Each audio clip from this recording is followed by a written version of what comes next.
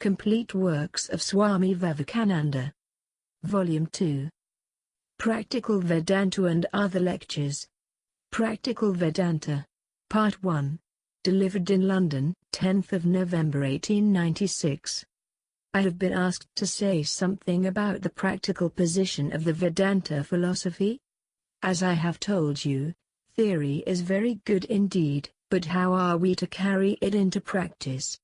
If it be absolutely impracticable, no theory is of any value whatever, except as intellectual gymnastics.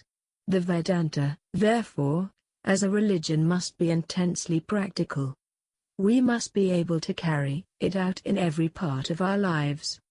And not only this, the fictitious differentiation between religion and the life of the world must vanish, for the Vedanta teaches oneness, one life throughout.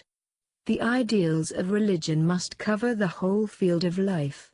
They must enter into all our thoughts, and more into practice. I will enter gradually on the practical side as we proceed.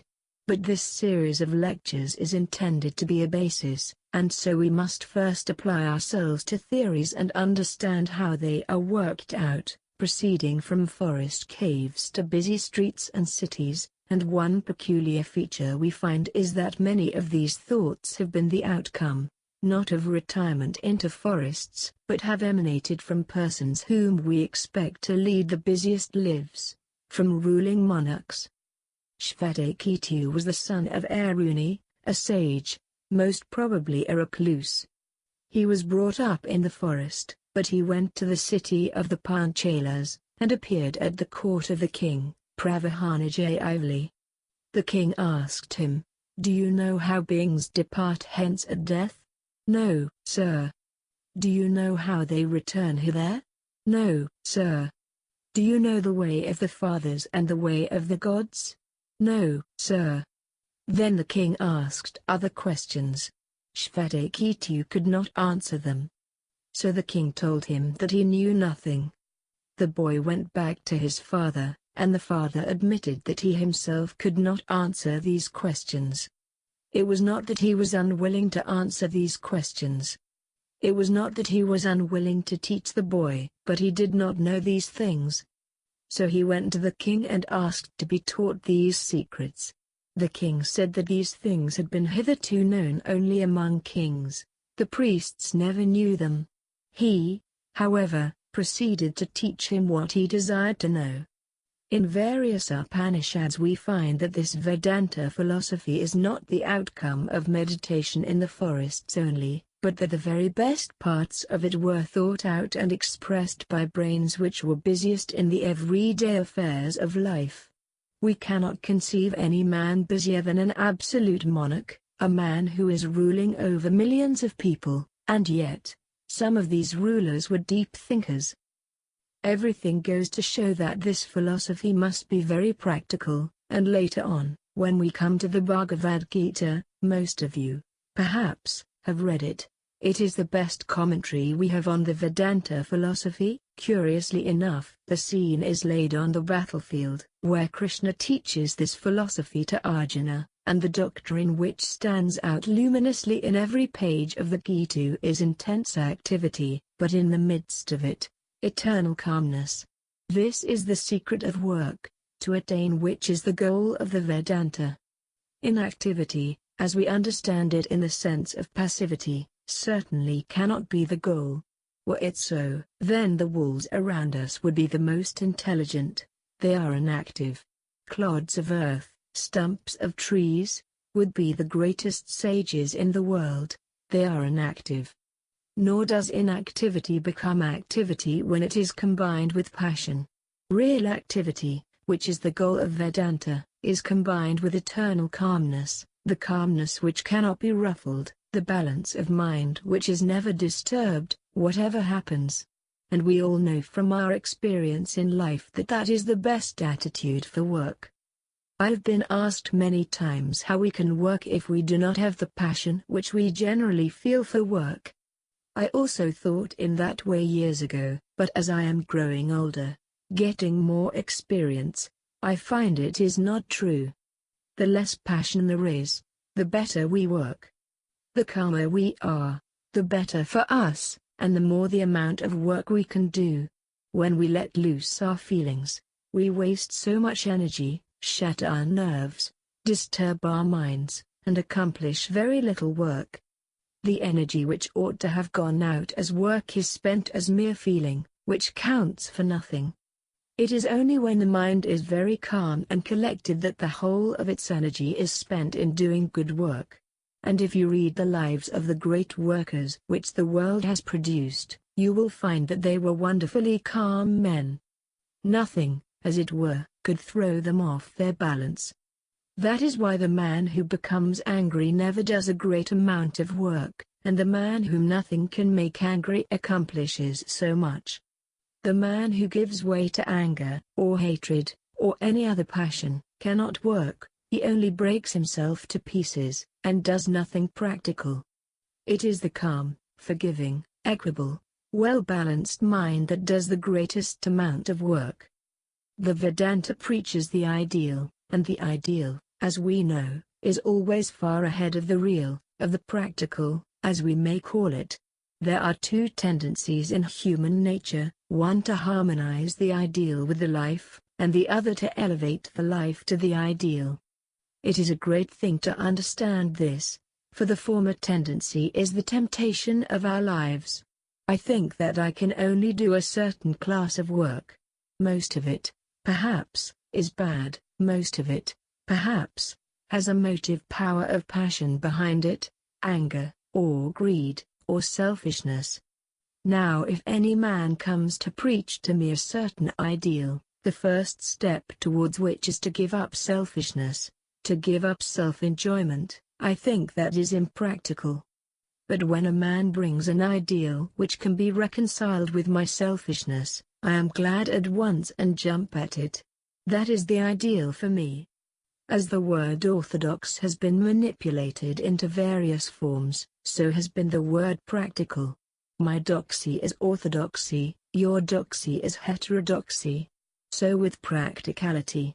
What I think is practical, is to me the only practicality in the world. If I am a shopkeeper, I think shopkeeping the only practical pursuit in the world. If I am a thief, I think stealing is the best means of being practical, others are not practical. You see how we all use this word practical for things we like and can do.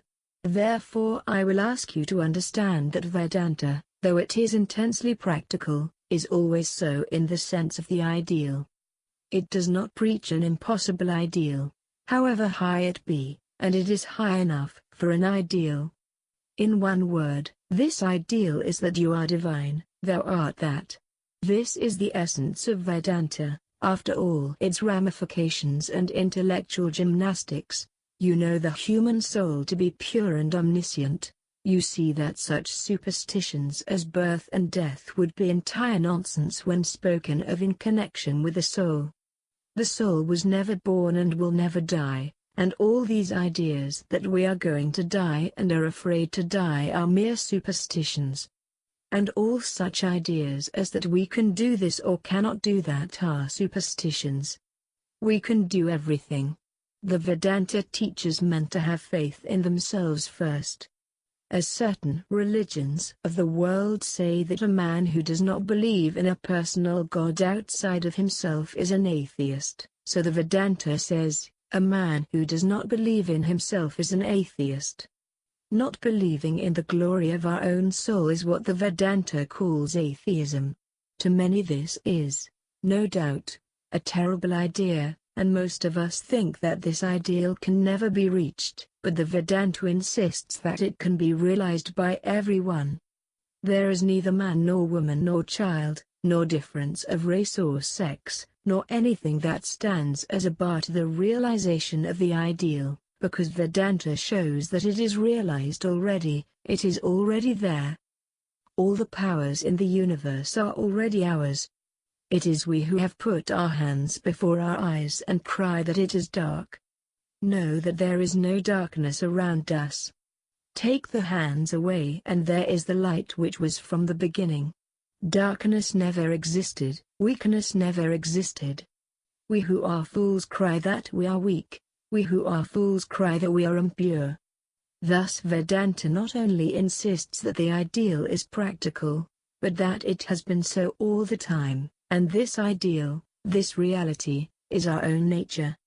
Everything else that you see is false, untrue.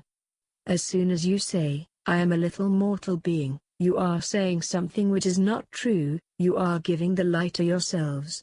You are hypnotizing yourselves into something vile and weak and wretched. The Vedanta recognizes no sin, it only recognizes error. And the greatest error, says the Vedanta, is to say that you are weak, that you are a sinner, a miserable creature, and that you have no power and you cannot do this and that. Every time you think in that way, you, as it were, rivet one more link in the chain that binds you down. You add one more layer of hypnotism onto your own soul. Therefore, whosoever thinks he is weak is wrong, whosoever thinks he is impure is wrong, and is throwing a bad thought into the world.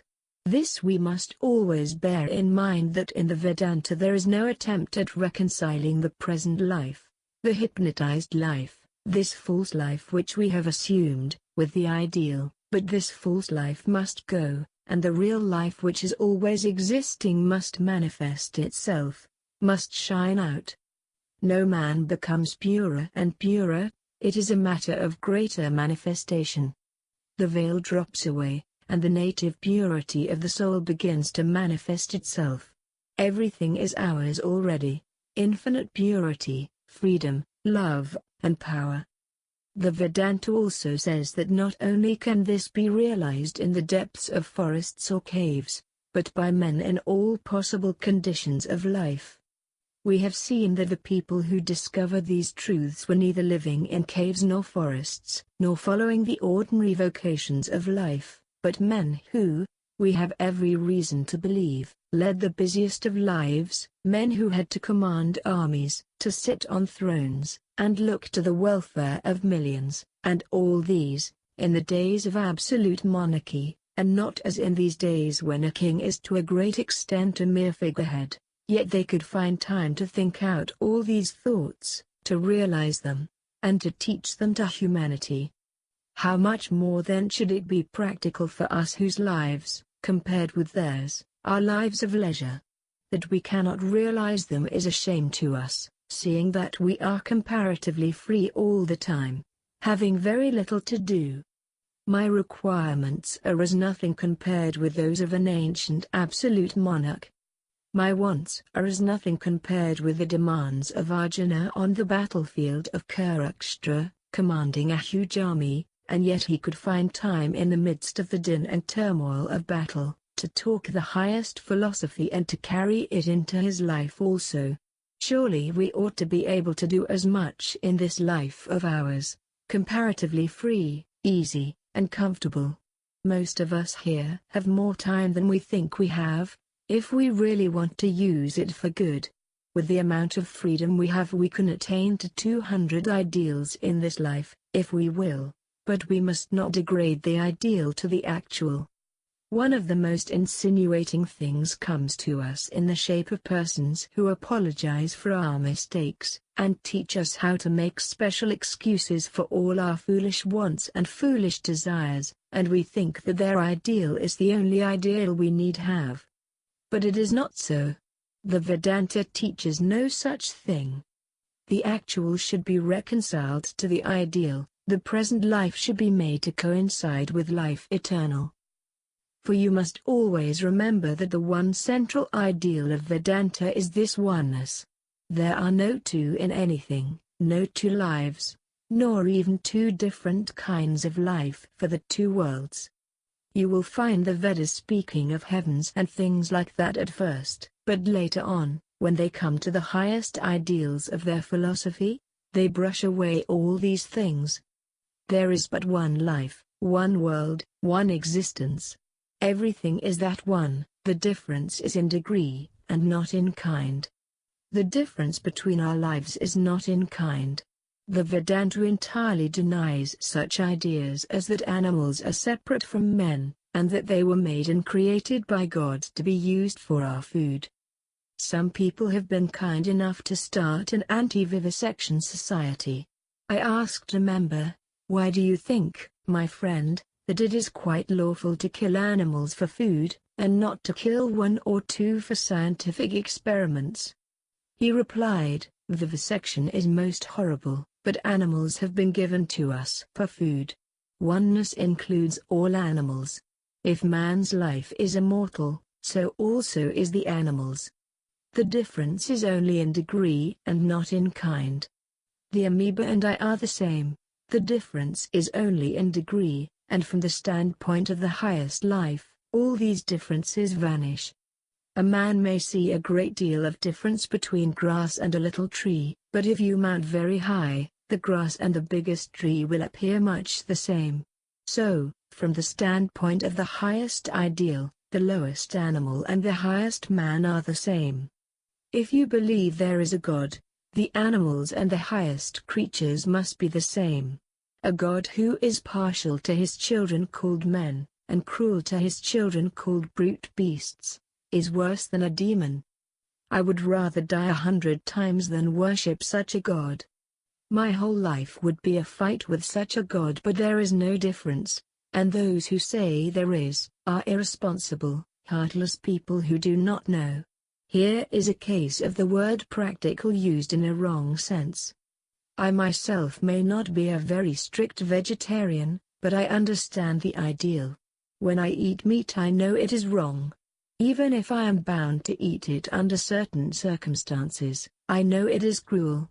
I must not drag my ideal down to the actual and apologize for my weak conduct in this way. The ideal is not to eat flesh, not to injure any being, for all animals are my brothers. If you can think of them as your brothers, you have made a little headway towards the brotherhood of all souls, not to speak of the brotherhood of man. That is child's play. You generally find that this is not very acceptable to many, because it teaches them to give up the actual, and go higher up to the ideal. But if you bring out a theory which is reconciled with their present conduct, they regard it as entirely practical. There is this strongly conservative tendency in human nature. We do not like to move one step forward. I think of mankind just as I read of persons who become frozen in snow. All such, they say, want to go to sleep, and if you try to drag them up, they say, "Let me sleep, it is so beautiful to sleep in the snow," and they die there in that sleep. So is our nature. That is what we are doing all our life, getting frozen from the feet upwards, and yet wanting to sleep. Therefore you must struggle towards the ideal, and if a man comes who wants to bring that ideal down to your level, and teach a religion that does not carry that highest ideal, do not listen to him. To me that is an impracticable religion. But if a man teaches a religion which presents the highest ideal, I am ready for him. Beware when anyone is trying to apologize for sense vanities and sense weaknesses. If anyone wants to preach that way to us, poor, sense-bound clods of earth as we have made ourselves by following that teaching, we shall never progress. I have seen many of these things, have had some experience of the world, and my country is the land where religious sects grow like mushrooms. Every year new sects arise. But one thing I have marked, that it is only those that never want to reconcile, the man of flesh with the man of truth, that make progress. Wherever there is this false idea of reconciling fleshly vanities with the highest ideals, of dragging down God to the level of man, there comes decay. Man should not be degraded to worldly slavery, but should be raised up to God. At the same time, there is another side to the question. We must not look down with contempt on others. All of us are going towards the same goal. The difference between weakness and strength is one of degree, the difference between virtue and vice is one of degree, the difference between heaven and hell is one of degree, the difference between life and death is one of degree. All differences in this world are of degree, and not of kind, because oneness is the secret of everything. All is one, which manifests itself, either as thought, or life, or soul, or body, and the difference is only in degree. As such, we have no right to look down with contempt upon those who are not developed exactly in the same degree as we are. Condemn none. If you can stretch out a helping hand, do so. If you cannot, fold your hands, bless your brothers, and let them go their own way. Dragging down and condemning is not the way to work. Never is work accomplished in that way. We spend our energies in condemning others. Criticism and condemnation is a vain way of spending our energies, for in the long run we come to learn that all are seeing the same thing, are more or less approaching the same ideal, and that most of our differences are merely differences of expression. Take the idea of sin. I was telling you just now the Vedantic idea of it, and the other idea is that man is a sinner. They are practically the same, only the one takes the positive and the other the negative side. One shows to man his strength and the other his weakness. There may be weakness, says the Vedanta, but never mind, we want to grow. Disease was found out as soon as man was born. Everyone knows his disease, it requires no one to tell us what our diseases are. But thinking all the time that we are diseased will not cure us. Medicine is necessary. We may forget anything outside, we may try to become hypocrites to the external world, but in our heart of hearts we all know our weaknesses. But, says the Vedanta, being reminded of weakness does not help much, gives strength, and strength does not come by thinking of weakness all the time. The remedy for weakness is not brooding over weakness, but thinking of strength. Teach men of the strength that is already within them. Instead of telling them they are sinners, the Vedanta takes the opposite position, and says, you are pure and perfect, and what you call sin does not belong to you. Sins are very low degrees of self-manifestation. Manifest yourself in a high degree. That is the one thing to remember, all of us can do that. Never say, no, never say, I cannot, for you are infinite. Even time and space are as nothing compared with your nature.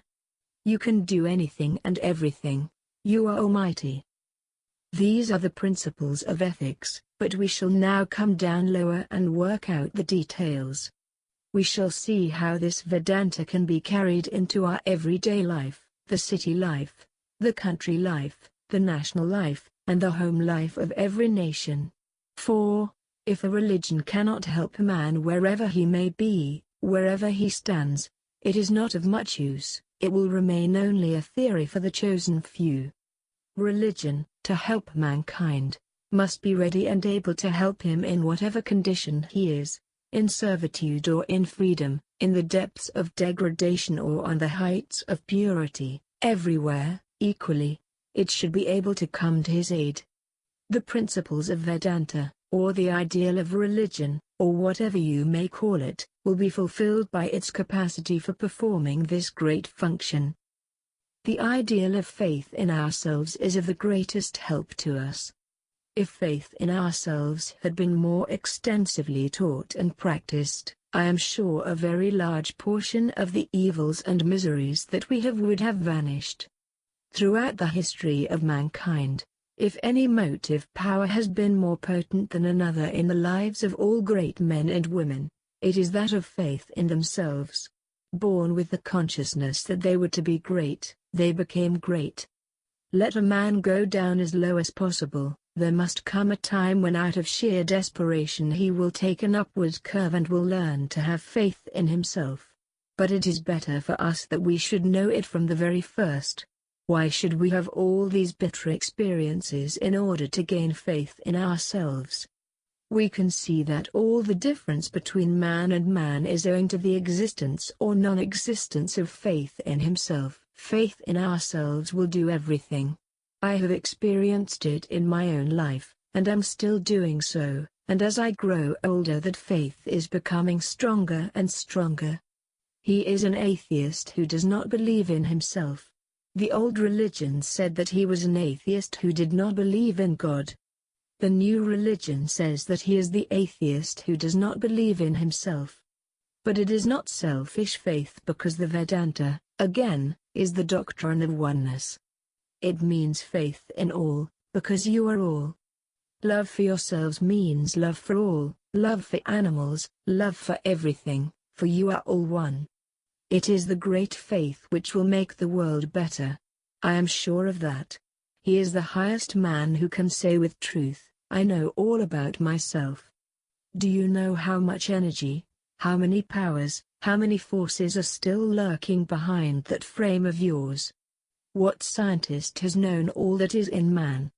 Millions of years have passed since man first came here, and yet but one infinitesimal part of his powers has been manifested.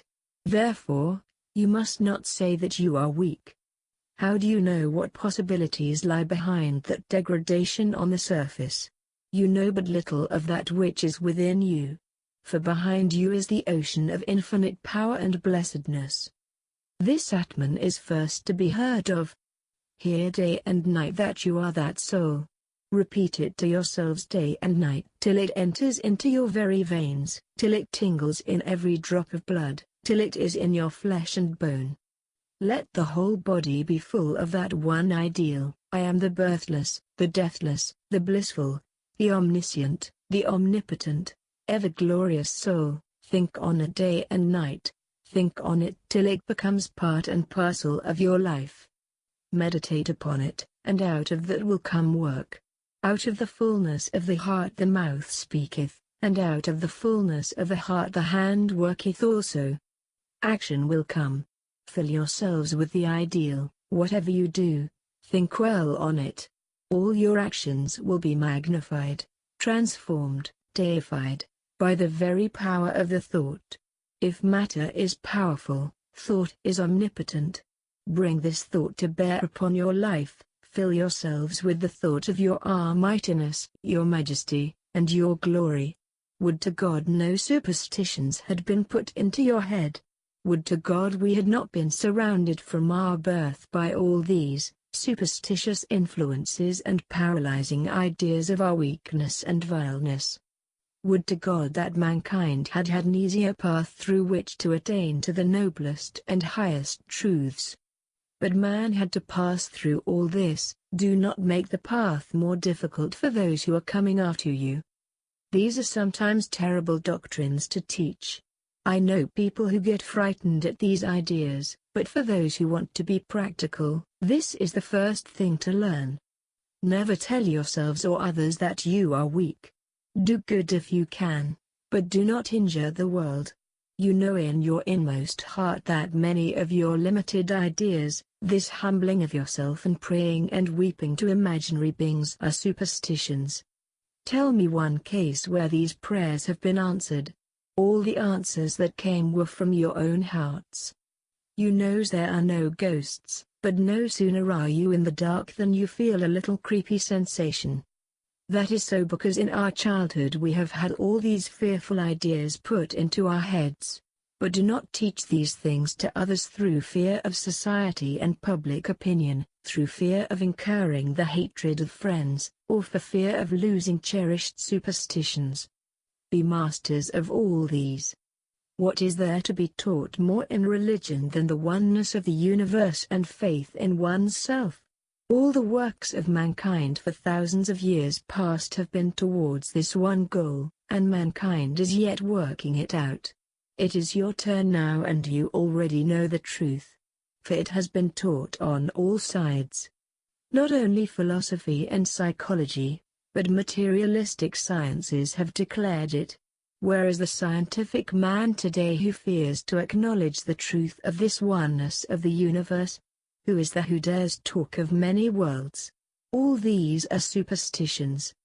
There is only one life and one world, and this one life and one world is appearing to us as manifold. This manifoldness is like a dream. When you dream, one dream passes away and another comes. You do not live in your dreams. The dreams come one after another, scene after scene unfolds before you. So it is in this world of 90% misery and 10% happiness. Perhaps after a while it will appear as 90% happiness, and we shall call it heaven, but a time comes to the sage when the whole thing vanishes, and this world appears as God himself, and his own soul as God. It is not therefore that there are many worlds, it is not that there are many lives. All this manifoldness is the manifestation of that one. That one is manifesting himself as many, as matter, spirit, mind, thought, and everything else. It is that one, manifesting himself as many. Therefore the first step for us to take is to teach the truth to ourselves and to others. Let the world resound with this ideal, and let superstitions vanish. Tell it to men who are weak and persist in telling it. You are the pure one. Awake and arise, O mighty one. This sleep does not become you. Awake and arise, it does not befit you. Think not that you are weak and miserable. Almighty, arise and awake, and manifest your own nature. It is not fitting that you think yourself a sinner. It is not fitting that you think yourself weak. Say that to the world, say it to yourselves, and see what a practical result comes. See how with an electric flash everything is manifested, how everything is changed. Tell that to mankind, and show them their power. Then we shall learn how to apply it in our daily lives. To be able to use what we call viveka, discrimination, to learn how in every moment of our lives, in every one of our actions, to discriminate between what is right and wrong, true and false, we shall have to know the test of truth, which is purity, oneness. Everything that makes for oneness is truth. Love is truth, and hatred is false, because hatred makes for multiplicity. It is hatred that separates man from man, therefore it is wrong and false. It is a disintegrating power, it separates and destroys. Love binds, love makes for that oneness. You become one, the mother with the child, families with the city, the whole world becomes one with the animals. For love is existence, God himself, and all this is the manifestation of that one love, more or less expressed. The difference is only in degree, but it is the manifestation of that one love throughout. Therefore in all our actions we have to judge whether it is making for diversity or for oneness. If for diversity we have to give it up, but if it makes for oneness we are sure it is good. So with our thoughts, we have to decide whether they make for disintegration, multiplicity, or for oneness, binding soul to soul and bringing one influence to bear. If they do this, we will take them up, and if not, we will throw them off as criminal. The whole idea of ethics is that it does not depend on anything unknowable, it does not teach anything unknown, but in the language of the Upanishad, the God whom you worship is an unknown God, the same I preach unto thee. It is through the self that you know anything. I see the chair, but to see the chair, I have first to perceive myself and then the chair. It is in and through the self that the chair is perceived. It is in and through the self that you are known to me, that the whole world is known to me, and therefore to say this self is unknown is sheer nonsense. Take off the self and the whole universe vanishes. In and through the self all knowledge comes. Therefore it is the best known of all. It is yourself, that which you call I. You may wonder how this I of me can be the I of you. You may wonder how this limited I can be the unlimited infinite, but it is so. The limited is a mere fiction. The infinite has been covered up, as it were, and a little of it is manifesting as the I. Limitation can never come upon the unlimited, it is a fiction. The self is known, therefore, to every one of us, man, woman, or child, and even to animals.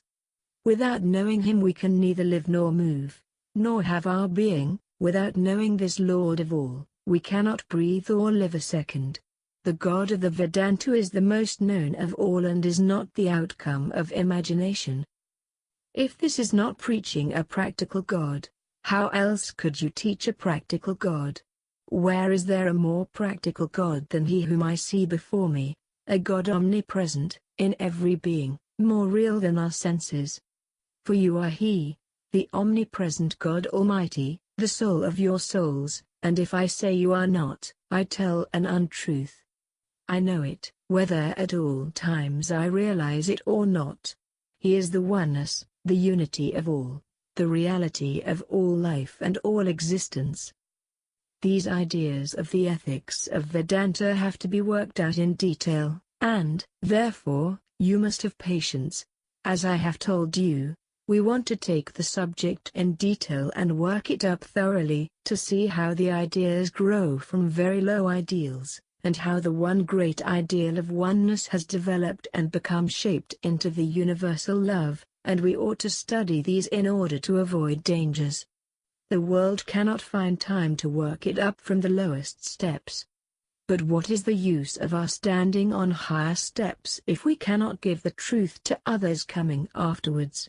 Therefore, it is better to study it in all its workings, and first, it is absolutely necessary to clear the intellectual portion, although we know that intellectuality is almost nothing, for it is the heart that is of most importance. It is through the heart that the Lord is seen, and not through the intellect.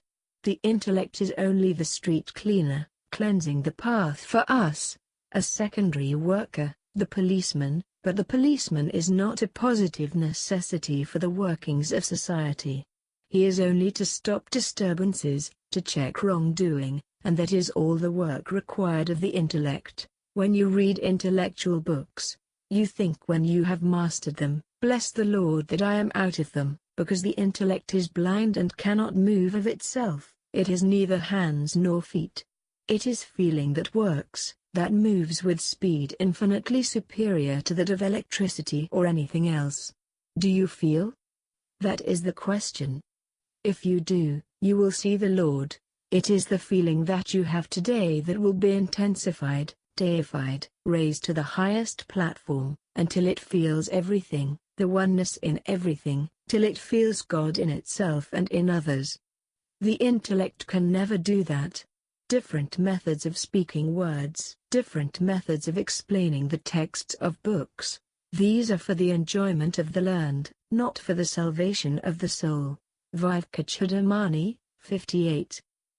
Those of you who have read Thomas à Kempis know how in every page he insists on this, and almost every holy man in the world has insisted on it.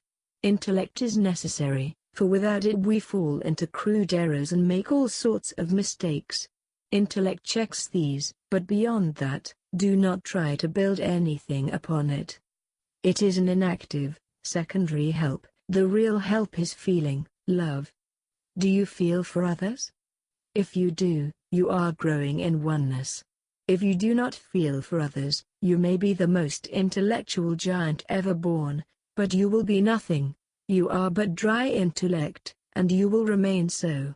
And if you feel, even if you cannot read any book and do not know any language, you are in the right way. The Lord is yours. Do you not know from the history of the world where the power of the prophets lay? Where was it? In the intellect? Did any of them write a fine book on philosophy, on the most intricate ratiocinations of logic? Not one of them. They only spoke a few words.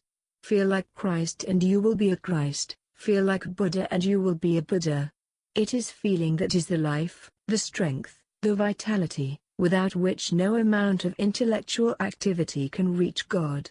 Intellect is like limbs without the power of locomotion. It is only when feeling enters and gives them motion that they move and work on others. That is so all over the world, and it is a thing which you must always remember. It is one of the most practical things in Vedantic morality, for it is the teaching of the Vedanta that you are all prophets, and all must be prophets. The book is not the proof of your conduct, but you are the proof of the book. How do you know that a book teaches truth? Because you are truth and feel it. That is what the Vedanta says. What is the proof of the Christs and Buddhas of the world? That you and I feel like them. That is how you and I understand that they were true. Our prophet soul is the proof of their prophet soul. Your Godhead is the proof of God Himself. If you are not a prophet, there never has been anything true of God. If you are not God, there never was any God, and never will be. This, says the Vedanta, is the ideal to follow. Every one of us will have to become a prophet, and you are that already. Only know it. Never think there is anything impossible for the soul. It is the greatest heresy to think so. If there is sin, this is the only sin, to say that you are weak, or others are weak.